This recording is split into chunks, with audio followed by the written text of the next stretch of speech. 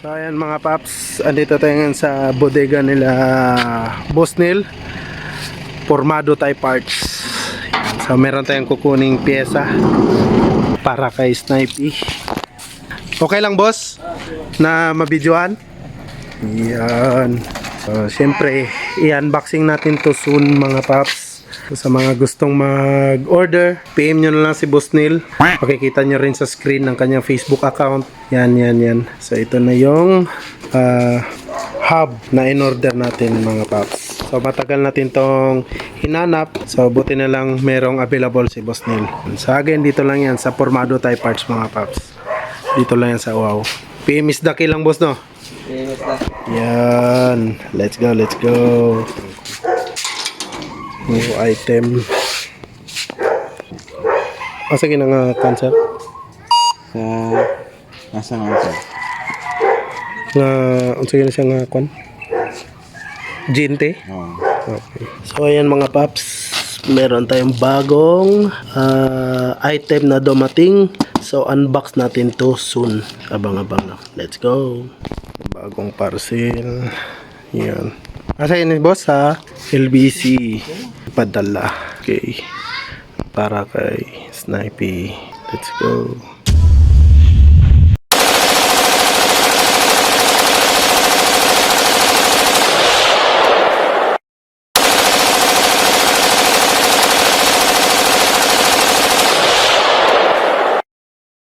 So, what's up sa inyo mga papi brad? Yon, and assalamualaikum sa inyong lahat.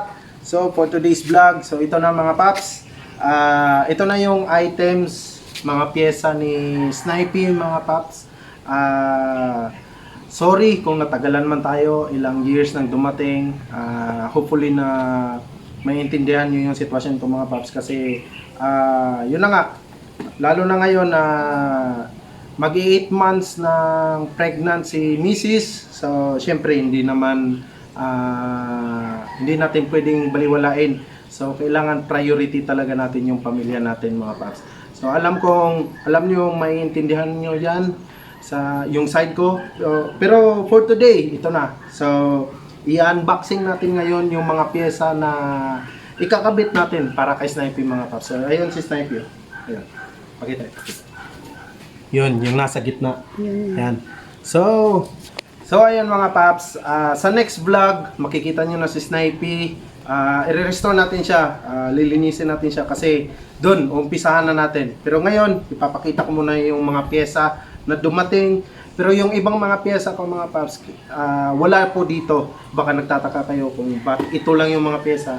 Andun po sa Marbel, andun sa Coronadal, sa tropa natin na si Eric Jan Venegas, si Boss J Garage. So, shout out nga pala kay Papi Brad. So, ito na, dumating na siya. So, isa kasi siyang seafarer, kakarating niya lang nung isang araw. At ngayon, ito na, umpisa na natin ang pag-unboxing. So, mauna tayo dito sa shifter.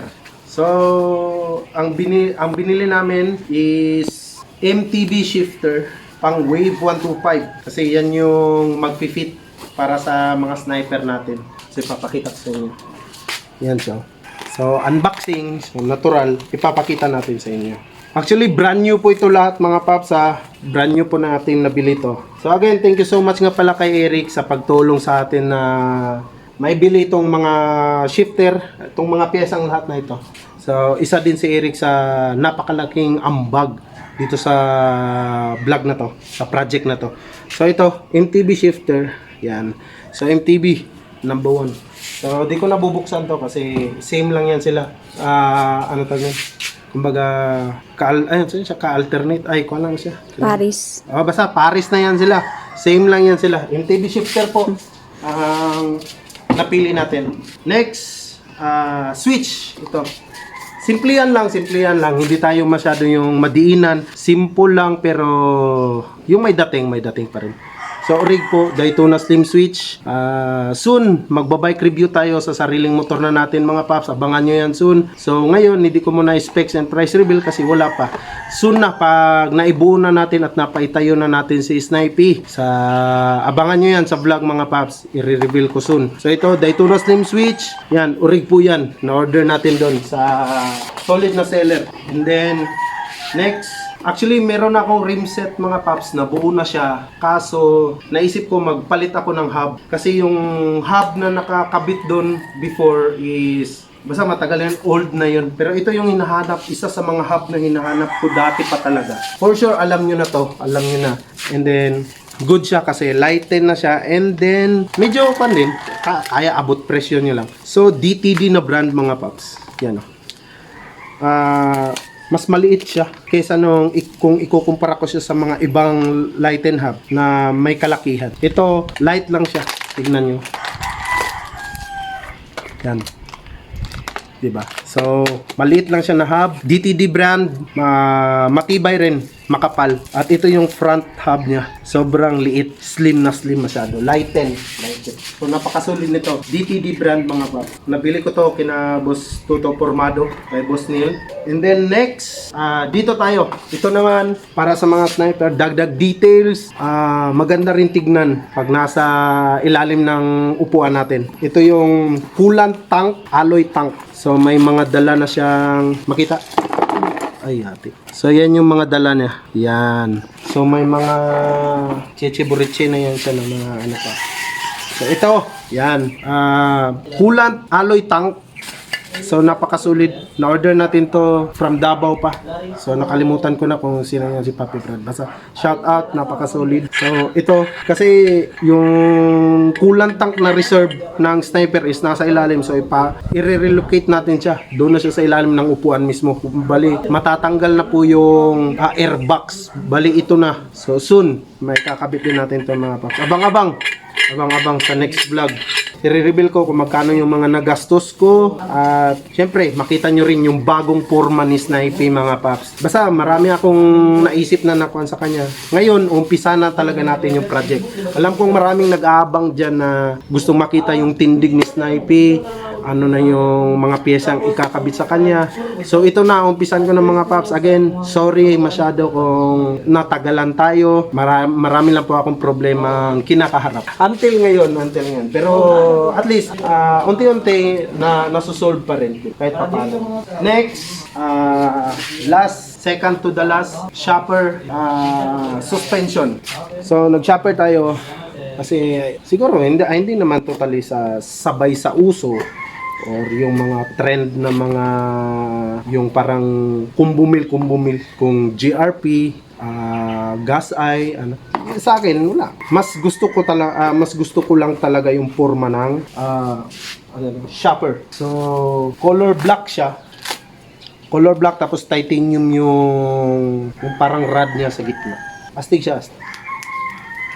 And then, magre-repaint nga pala tayo ulit kay Snipey mga paps. Ibahin ko na yung color niya. Basta nakaplanado na lahat. Kumbaga nasa isip na, planado na lahat. Ano lang, yung uumpisahan na lang. Para at least, hindi na siya yung parang imagination lang na sa isip ko lang. Kumbaga, i-actual na talaga natin. Gagawin na natin sa personal para makita nyo na. So, yan mga paps. Shopper Shop, Black Series. Tapos, yan may titanium siya, makita. Di lang masyado. So, titanium rod siya mga paps. Black edition. Solid to, solid. And then next, last. So, alam niyo naman, pag dito pa lang may hint na kayo. MTB rin ang gamit natin na swing arm. So, plus 2 nga pala ito mga paps. Ngayon ko pa ito mabubuksan. So, actually, meron tayong video sa pag-receive ng mga items. Pero hindi lahat na videohan ko kasi that time meron akong pinuntahan ang naka-receive si Mrs. nung ibang mga parts. Tapos yung ibang mga parts wala na dito. Andun na sa Marvel. Baka nagtataka kayo, wala ditong brake system. Doon nyo na malalaman sa next vlog kung anong brake system yun. Kasi for sure, pag nakita nyo yung brake system na yun, meron kayong mariremember. Isa yun sa mga brake system na hindi siya gaano kamahalan. Sakto lang, pero uri. Pasok sa concept. Pwede na rin. Madiin din siya, madiin. Pero hindi ko siya pwedeng ikumpara yung sa mga turtle back. Masyado nang mahal masyado yung mga paps. Hindi na tayo mag-i-invest ng ganun kalaking pera. So, hindi na tayo mag-i-invest ng ganun kalaking pera mga paps. Kasi iba na ngayon. Okay lang sana kung binata pa tayo. Siyempre, meron tayong priorities. So, kailangan muna natin unahin yun. Pera na lang kung siguro sobra-sobra talaga yung pera, yung blessings, dyan pwede pa. Pero pag sa motor show, sa totoo lang, di mo naman kailangan yung mamahaling pyesa talaga. Ang importante lang dyan is paano mo ma-execute ng maayos yung mga pyesa mo, yung dapat functional, detail, ang fitment, ganun. Ganun lang naman. Kasi yung iba na sumasali ng mga motor show, iniisip agad nila yung price, yung porket mamahalin yung mga pyesa nila is sureball na agad kasi mahal. Kumbaga nagbe-base sila sa price sila nagbe-base. May quality naman talaga yung mga mamahalin naman. Pero yung iba, nagkakabit ng mga mamahaling pyesa pero hindi malinis pagkalagay. So yun lang. So sorry kung merong matamaan sa sinabi ko pero real talk lang, real shit tayo dito.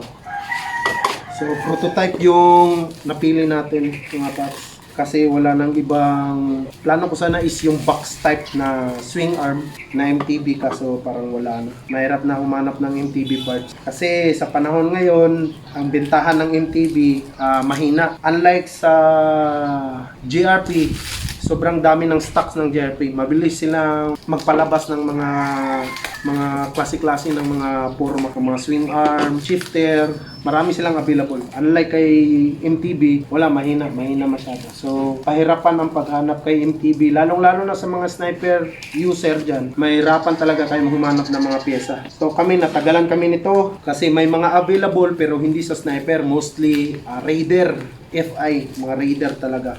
Or sa Wave, yung mga 125. Yun yung mostly na may mga available talaga sa MTB. So ayan mga paps, finally, so medyo natagalan tayo sa pag-unboxing nito kasi grabe yung food drop. Ito, MTB. Yan. So at least hindi yung bagong logo nila na ganito mga paps. Yung ganitong bagong logo ng MTB, real talk lang, di ko gusto yung bagong logo nila kasi masyadong maraming kulay. 3 color, blue, yellow and orange. So di ko trip yung color niya. So buti na lang yung napili namin ganito pa. Kumbaga 2 color lang hindi siya masyadong masakit sa mata. Black tsaka red lang yung makikita nyo na color. So good shit masyado. Prototype kasi soon nakaplano ko mga paps pag nabuo ko na si Snipey, yun, iro-rolling na natin siya. Hindi na yung parang itatago lang siya dyan. So, gagamitin talaga natin siya. So, soon, malalaman nyo yan. Makikita nyo rin yan mga paps. Abangan nyo, marami tayong mga exciting na mga vlog na paparating. Kasi mag-umpisa na tayo sa mismong unit natin. Lalong-lalo sa mga solid natin na mga puppy bread dyan na nag-aabang talaga kay Snipey. Abangan nyo ang kanyang bagong itsura. So, abangan nyo yan soon. So, bagong repaint, mag-iiba tayo ng color para at least bago sa paningin. So, ito, again, ang mga pyesa na andito ngayon sa akin mga paps is nasa mga 20% lang to. 20% out of 100. Ito lang yung iba talaga is andon sa Coronadal. Sa tropa natin na si Eric. So, again, shoutout kay Eric. Boss J Garage. No? Boss J Garage. Yun, shoutout. Napaka-solid ni Eric John Viniegas. So ayan mga paps, before tayo magtapos sa ating unboxing na vlog, yun na nga, sisiguraduhin ko talaga mga paps na malinis yung concept, yung pagkakabit ng mga pyesa, lahat, yung tindig ni Snipey. Hindi naman totally na perfect talaga, pero I'm sure na sisiguraduhin ko na worth it yung pag-aantay nyo sa project ko na ito mga paps. And hopefully soon, na susuportahan nyo pa rin ako sa mga future projects ko, lalong-lalo na kay Snipey. So, hanggang dito na lang. Thank you so much sa inyo mga Papi Brad sa pag-aantay at sa mga solid na sumusuporta sa akin. Yung hanggang ngayon, hindi talaga nagsawa na mag-antay sa build ni Snipey. Thank you so much sa inyong lahat. At malapit na po pala tayong mag 200k subscriber mga paps. Thank you so much sa inyong suporta. Ilang k na lang, parang 2k na lang, di ba? So 2,000 na lang, mag 200k subscriber na tayo. Thank you so much sa inyong mga Papi Brad, mga solid. Thank you so much. Peace out. Yan, right safe. Kita-kits sa susunod na vlog. Let's go. Umuulan na.